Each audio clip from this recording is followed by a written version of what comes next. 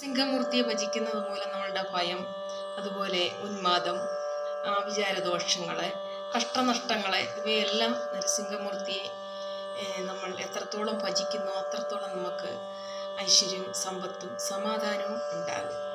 അപ്പം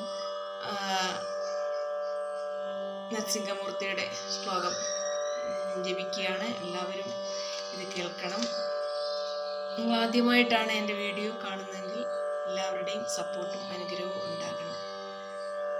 ഉഗ്രം ധീരം മഹാവിഷ്ണു ജ്വലന്തം സർവതോമുഖം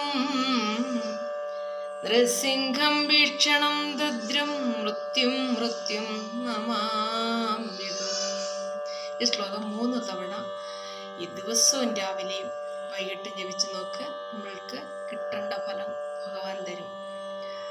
നല്ല മനസ്സോടും ശുദ്ധി വരുത്തി, പഞ്ചശുദ്ധി വരുത്തി വൈകുന്നേരം നിലവിളക്ക് എത്തിച്ചു വെച്ച് നമ്മൾ ഈ ശ്ലോകം ചൊല്ലുക. നരസിംഹമൂർത്തിയുടെ സർവ്വ അനുഗ്രഹവും നമുക്കുണ്ടാകും. എല്ലാവരും പ്രാർത്ഥിക്കണം.